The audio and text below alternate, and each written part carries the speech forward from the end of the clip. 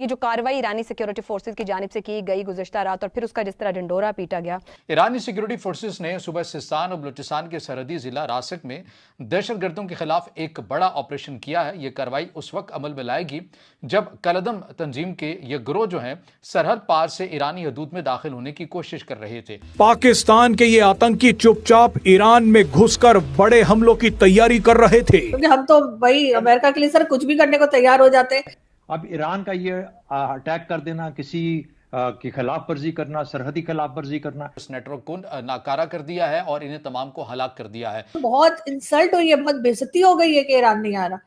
तो सर अब क्या किया जाए सर? अब ट्रम्प को कैसे खुश करेंगे पता नहीं, लेकिन बहरहाल सर इस वक्त मुझे तो यही लगता है कि भारत के टर्म्स जो है वो हर कंट्री के साथ जैसे पहले थे आज भी वैसे ही है। हमला हुआ है, ये इसने बड़ी ऑकवर्ड सिचुएशन पैदा कर दी है पाकिस्तान के लिए। मैं अभी देख रहा था, जाहिर है उन्होंने कोई पैसा वैसा तो लेना नहीं है ना कि वो जरा दबे हमारी तरह से, अरे सऊदिया से लेंगे तो यूएई को देंगे, यूएई से लेंगे तो कतर को देंगे, कतर से लेंगे तो चाइना को देंगे। आप बातें करते हैं अपने दुश्मन की, उसका 750 अरब डॉलर रिजर्व है और आपका क्या है 19-20 अरब डॉलर वो भी मांगता।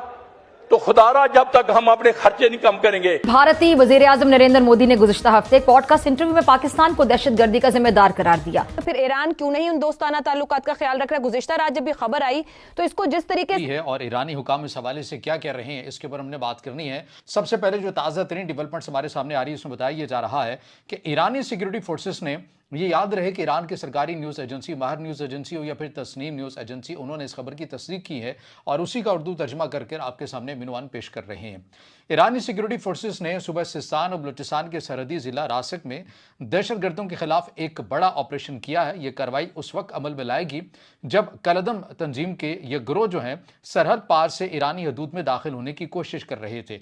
इस तंजीम का मुमकिन तौर के पर जो नाम बताया जा रहा है ये कलदम जैशुल अदल है और अब यह ताज़ा तरीन डेवलपमेंट सामने आ रही है कि उसी साइड से, यानी कि बलूचिस्तान पाकिस्तान की जो सरहद है और ईरान की सरहद जो आपस में मिलती है, उसी साइड से ये जो अनासिर हैं ये सरहद पार करने की कोशिश कर रहे थे, यानी कि पाकिस्तानी हदूद से ईरान के अंदर दाखिल होने की कोशिश कर रहे थे। और ईरान के सिक्योरिटी हुकाम का ये कहना है कि हमने कार्रवाई करते हुए इन तमाम पूरी टीम को, इस नेटवर्क को नाकारा कर दिया है और इन्हें तमाम को हलाक कर दिया है। और ये रात की तारीकी का फ़ायदा उठाकर, इलाकाई जोग्राफाई सूरत हाल का फ़ायदा उठाकर और ईरान के इंटरनल सूरत हाल का फ़ायदा उठाकर ये अंदर घुसने की कोशिश कर रहे थे जहाँ पर ये अपने मज़मूम कार्रवाइयों को अंजाम दे सकते थे। लेकिन ईरान ने बरवक्त इतला पर, इंटेलिजेंस मालूमात की बुनियाद पर इस तमाम पूरे नेटवर्क को हलाक कर दिया है। ईरान के सरकारी न्यूज़ एजेंसी और ईरानी मीडिया ये दावा कर रहा है जो हमने आपके सामने रखा है। तो सर डोनाल्ड ट्रम्प जो है उनकी तो मैं कहती हूँ कि दोस्ती ज्यादा खतरनाक होती है जो आजकल हमारे साथ दिखा रहे हैं।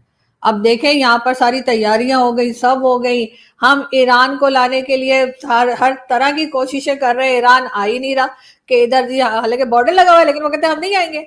और आपने सुबह वीडियो में तोबा तोबा सर, अस्तगफार, आपने कितनी बुराई की सर। सुबह आपकी वीडियो मैंने देखी, क्लिप भी यूज किया है, आपने कहा ये तो बहुत इंसल्ट हुई है, बहुत बेइज्जती हो गई है कि ईरान नहीं आ रहा। तो सर अब क्या किया जाए सर? अब ट्रम्प को कैसे खुश करेंगे पता नहीं, लेकिन बहरहाल सर इस वक्त मुझे तो यही लगता है कि भारत के टर्म्स जो है वो हर कंट्री के साथ जैसे पहले थे आज भी वैसे ही है।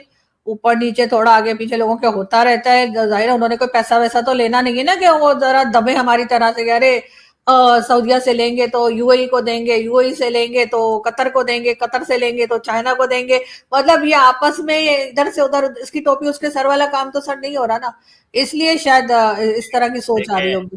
पैसे जो है ना, पैसे लेने देने, वो पंजाबी भी कहते हैं उधार तो चलता रहता है, इसका भी लेना उसका भी, आपने भी किसी को देने होंगे, किसी के लेने होंगे। ये कोई बहुत बड़ी रॉकेट साइंस तो नहीं है।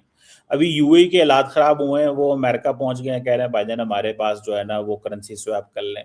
देखिए दुनिया में ये हर एक मुल्क के साथ सब कुछ हो सकता है। करेंसी स्वैप करने में और उधार लेने में आपको एक ही जैसा लगता है सर? बात तो सुन लेना आप, मुझे पता है आपको बुरी लगती है बात, जब भी पाकिस्तान के हक में बात करूं आपको अच्छा नहीं लगता कि अच्छा आर्गुमेंट पाकिस्तान की तरफ जाए, आप फौरन उसको जो है ना वो कहती हैं कि नहीं जरा खिलाफ। नहीं सर दीजिए, नहीं सर मैं खिलाफ, मैं क्यों, मेरी भी कंट्री है सर, मैं भी यहीं पे रहती हूँ। अच्छी बात है, आपको फख्र होना चाहिए, आपकी कंट्री है, लेकिन मैं तो सिर्फ इतना कह रहा हूँ मैडम कि अब पैसा देना लेना तो ये तो चलता रहता है, ये तो कोई बहुत बड़ी रॉकेट साइंस नहीं है, इसको ऊपर मैं बात करूंगा, ये कोई मसला नहीं है। लेकिन सर उनको मजबूरी नहीं है ना, असल में उनको पैसा नहीं मांगना, उनको लोन नहीं चाहिए, उनको ये डर नहीं है कि IMF का पैसा रुक जाएगा या सऊदिया पैसा नहीं देगा या कतर कुवैत बना कर देंगे। तो सर इसलिए वो कभी कभी ना पंगे ले लेते हैं इंडियन साइड से ना, वो अपनी बात करते हैं, अगला सुने ना सुने। जैसे आप है सर, आप सुनते ही नहीं मेहमान बुलाकर। मैं नहीं मैडम, मैं सिर्फ इतना आपसे रिक्वेस्ट कर रहा हूँ कि जो आप बात कर रही है ना, इसमें थोड़ी let's make a sense into it, कि जो आप बात कर रही हैं कि पैसे लेने देने, ये तो चलता है, ये तो हर दुनिया करती है। हमारी जरा हालात थोड़े डिफरेंट हैं, लेकिन एक होता है, आपने कहा उनके तो सबसे ताल्लुकात हैं।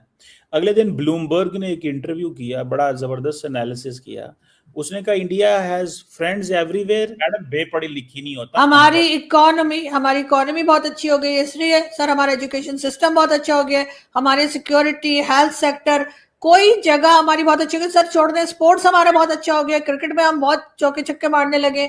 सर कोई बात तो होगी ना जिसकी वजह से हम रेलिवेंट हो गए होंगे। क्या कह रहे थे वो? कहीं हाफिज सईद का जिक्र तो नहीं कर दिया उन्होंने कि हाफिज सईद की वजह से हम रेलिवेंट हो गए हैं, कश्मीर लेने वाले हैं? लफ्ज होता है बेपढ़ी लिखी नहीं होती, होता है अनपढ़ होता है, ठीक है। अच्छा, तो वो जो आप कह रही थी ना कि मैं बेपढ़ी लिखी हूँ, आप बेपढ़ी लिखी नहीं है। आपने अगर अपने आप को ऐसे कहना हो तो आप अनपढ़ का लफ्ज बोल सकती हैं। अच्छा ठीक है, लफ्ज उर्दू के अंदर है, ठीक। मैं वैसे आपको बता रहा हूँ, वैसे आप पढ़ी लिखी हैं माशाल्लाह, आप वैसे थोड़ी मॉडेस्ट हैं और वो अपने आप को बेपढ़ी लिखी कह रही हैं, माशाल्लाह आप पढ़ी लिखी समझदार हैं।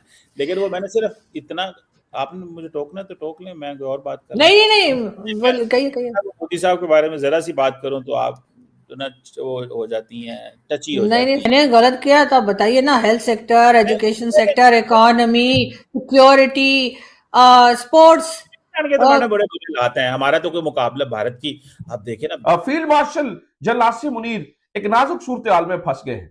इस पूरी सूरत हाल में वो कैसे फंसे हैं, क्यों ईरान कह रहा है? ईरान की ओर से मीडिया के जरिए ये संदेश दिया गया है कि ईरान को ऐसा महसूस होता है कि पाकिस्तान का जो झुकाव है वो ज्यादा अमेरिका की तरफ है, इसी वजह से उनका पाकिस्तान के ऊपर भरोसा नहीं बन पा रहा है। ये कैसे हमें डिक्टेट कर सकता है कि क्या टर्म्स होंगे? ये कैसे हमें बता सकता है कि क्या सीज फायर होगा, कब नहीं होगा, कैसे होंगे, चीजें नहीं होंगी? Asim Munir is being accused of being tilted and not playing fair mediation between Iran and the United States. लेकिन उसके बाद पाकिस्तान के अंदर भी और पाकिस्तान से बाहर कुछ हलकों के अंदर, पाकिस्तान के अंदर ज्यादा डिबेट आपको नजर आ रही है। खास तौर पर मुझे लगता है कि field marshal general Asim Munir के लिए बड़ी ही एक नाजुक सी सूरत हाल बनती हुई नजर आ रही है। मैंने आपसे कहा था, याद करें नाज़रीन कराम, कि ये मुंह छुपाते फिरेंगे। आपको याद है मैंने कहा था कि ए ओ जंजवे जिन्हें रुखसती मुकद्दर नहीं है, यानी सिरे नहीं चढ़नी है। फील्ड मार्शल सईद आसिम मुनीर की तरफ से रॉयटर्स की खबर के मुताबिक अमेरिकी हुकाम को पैगाम भी पहुंचाया गया, जबकि डोनाल्ड ट्रंप ने सबके सामने आकर कह दिया, उन्होंने कहा मेरी तो आसिम मुनीर से कोई बात ही नहीं है, वो बल्कि इस बारे में उन्होंने कोई बात ही नहीं किया है। ट्रंप ने जो खुद कहा था ना कि मैं उन लोगों को अपने पास रखता हूं जो लूजर्स हैं, जो मेरी दुम चूमते हैं, कामयाब लोग मुझे पसंद नहीं, इस वक्त सिर्फ वही लोग इसके साथ खड़े हैं। ये बिल्कुल तनहा है, पाकिस्तान की हुकूमत का के अलावा कोई दूसरा मुल्क इसके साथ नहीं। ईरान के पार्लियामेंट स्पीकर ने भी ये कहा है, Trump cease fire extension means nothing, the losing side can not dictate terms. Pakistan का आसिम मुनीर जो है वो डबल गेम खेल रहा है, ऐसा इस समय ईरान की मीडिया के अंदर डिबेट्स हो रहे हैं। ये बड़ी ही एक नाजुक सी सूरत हाल बनती हुई नजर आ रही है। उसकी वजह मैं आपको बताता हूँ। अब देखिए, ये अक़वाम मुत्तहिदा में ईरान के सफीर हैं, उनका नाम है अमीर सैयद इरवानी। उन्होंने कहा है कि तेहरान को कुछ ऐसे इशारे मिले हैं कि अमेरिका आबनाए हरमज की नाकाबंदी खत्म करने के लिए तैयार है। अमेरिकी नाकाबंदी खत्म होने की सूरत में इस्लामाबाद मुज़ाकरात में शिरकत करेंगे। आबनाए हरमज पर अमेरिकी नाकाबंदी खत्म करना मुज़ाकरात की बहाली के लिए शर्त है। अब वो ये कह रहे हैं, अब ऑब्वियसली जो आसिम मुनीर है वो ईरान को भी कन्विंस कर रहे हैं और इधर भी जा रहे हैं और उधर भी जा रहे हैं, जबकि दूसरी तरफ जो डोनाल्ड ट्रंप है वो बिल्कुल इस बारे में कहते हैं कोई चक्कर ही नहीं है। तो वो ईरान ये कह रहा है कि भाई, अब नाज़रीन ये सूरत हाल बड़ी ही एक अजीब किस्म की, एक कॉम्प्लिकेटेड और एक कॉम्प्लेक्स किस्म की सिचुएशन बन गई है जनरल आसिम मुनीर के लिए, पाकिस्तान के लिए, कि आया पाकिस्तान जो है वो अब डोनाल्ड ट्रंप को कन्विंस करना आसान नहीं होता है। और देखिए लास्ट टाइम चूंकि ईरान ये कह रहा है कि बात की हमारी नेवल ब्लॉकर के ऊपर हो रही है, जबकि डोनाल्ड ट्रंप ने सबके सामने आकर कह दिया, उन्होंने कहा मेरी तो आसिम मुनीर से कोई बात ही नहीं है, वो बल्कि इस बारे में उन्होंने कोई बात ही नहीं किया है। ब्लॉकेड के ऊपर, एक सहाफी को उन्होंने बताया, उन्होंने कहा वो तो कोई बात ही नहीं हुई इस तरह की। तो ये जो सूरत हाल है ना वो नाज़रीन थोड़ी सी कॉम्प्लिकेट कर रही है सिचुएशन को, और मामला जो है वो खराबी की तरफ जा रहे हैं। पाकिस्तान का आसिम मुनीर जो है वो डबल गेम खेल रहा है, ऐसा इस समय ईरान की मीडिया के अंदर डिबेट्स हो रहे हैं खुलेआम। पहले जो बातें बंद दरवाजे के पीछे होती थी, अब वो ओपनली हो रहा है ईरान के अंदर, और इनफैक्ट अमेरिका के अंदर भी अब प्रश्न उठने लगे हैं कि ये जो सो कॉल्ड सीज फायर है ये पाकिस्तान क्यों रिक्वेस्ट कर रहा है, पाकिस्तान का इसके अंदर क्या लेना देना है, ईरानी रिक्वेस्ट करना चाहिए ना, ईरानियों ने रिक्वेस्ट नहीं किया है, तो और पाकिस्तान के कहने पे डोनाल्ड ट्रंप क्यों ये सीज फायर एक्सटेंड कर रहा है, ये प्रश्न तो अमेरिका के अंदर भी पूछे जा रहे हैं। लेकिन ईरान के अंदर गंभीर आरोप इस समय पाकिस्तान के ऊपर लगाए जा रहे हैं, उसके बारे में हम थोड़ा बात। ईरान का एक चैनल है, उनका स्टेट ओन्ड चैनल है, मतलब गवर्नमेंट रन करता है, उसके अंदर एक डिबेट हो रही थी जहाँ पे वहाँ का हाईएस्ट वॉच्ड न्यूज़ है, तो वहाँ पे वो उन्होंने 3-4 चीज़ें बोली। सबसे पहला पॉइंट उनका ये था कि ईरान जब बार बार ये बोल रहे हैं, IRGC और ईरान के नेशनल सिक्योरिटी काउंसिल के लोग, गालिबफ और उनका जो फॉरेन मिनिस्ट्री है और IRGC के जो लोग हैं, जब सब लोग बोल रहे हैं हम इस्लामाबाद नहीं आना चाहते पिछले एक हफ्ते के अंदर, तो ये जो आसिम मुनीर और उसके जो टटपुंजिये हैं पाकिस्तान के, वो वेस्टर्न मीडिया के अंदर जाके सऊदी अरेबिया के सामने और अमेरिकन के सामने क्यों बोल रहे हैं कि ईरान आने वाला है, ईरान बस कल ही आने वाला है, ऐसा वो हर रोज क्यों बोल रहे हैं। इस बात पे ईरानी जो हैं वो बहुत ज़्यादा नाराज है पाकिस्तान को के ऊपर, क्योंकि ये एक नेगोशिएशन टैक्टिक होता है। नेगोशिएशन टैक्टिक क्या होता है, जहां पे आप सामने वाले को बोलते हो मैं बात करने के लिए तैयारी नहीं हूं, ताकि सामने वाला आपकी शर्तों को माने और टेबल पे आए बात करने के लिए। तो ये एक नेगोशिएशन टैक्टिक होता है, प्रेशर बिल्डिंग टैक्टिक है। अब आसिम मुनीर जो है वो उसके जो चूजे हैं DGISPR के, वो लोग जब बार बार सूत्र बन के जाते हैं रॉयटर्स के अंदर और ये वेस्टर्न मीडिया के अंदर जाके बोलते हैं कि ईरान जी बात करने के लिए तैयार है, वो लोग आने ही वाले हैं, तो ईरान का जो प्रेशर बिल्डअप जो वो करना चाहते हैं अमेरिका के ऊपर, वो हो ही नहीं रहा है, क्योंकि आसिम मुनीर जाके वो प्रेशर को निकाल रहे हैं वहां से। तो ये बात ईरानियों को बहुत खटक रही है इस समय। दूसरी बात, उनको ये नहीं समझ में आ रहा है कि जब 10 पॉइंट ईरानियों ने दिया है अमेरिकन को नेगोशिएशन के अंदर, बार बार आसिम मुनीर अमेरिका का जो 15 पॉइंट है वो 15 पॉइंट क्यों लेके आ रहा है ईरानियों के पास, क्या वो अमेरिका की चापलूसी कर रहा है, ये बात भी ईरानी सोच रहे हैं इस समय कि बार बार ईरानियों के ऊपर क्यों प्रेशर डाला जा रहा है यहाँ पे नेगोशिएशन के अंदर। ये भी बातें इस समय उठ रही हैं।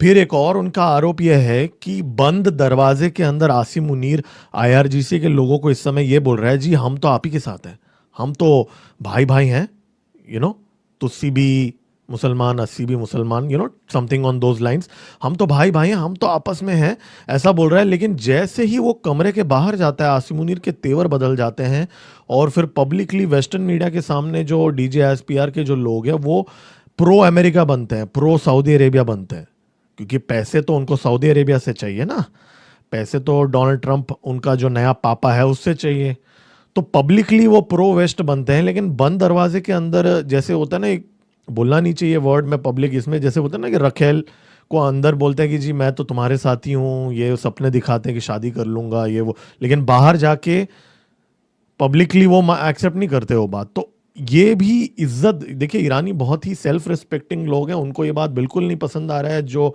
जैसा पाकिस्तानी इस समय ट्रीट कर रहे हैं उनको। फिर एक और आरोप ये भी लगे हैं कि वो बोल कुछ और रहे हैं और मुनीर वहां जाके कुछ और बोल रहे हैं ट्रंप को। जी हाँ, अब ये वो आरोप क्यों लगा रहे हैं, उसके पीछे लॉजिक ईरानियों का ये है कि ट्रंप हर रोज ट्रुथ सोशल में पोस्ट कर रहा है कि ईरानी उनकी हर शर्त मान रहे हैं और डील तो अब भी हो जाए।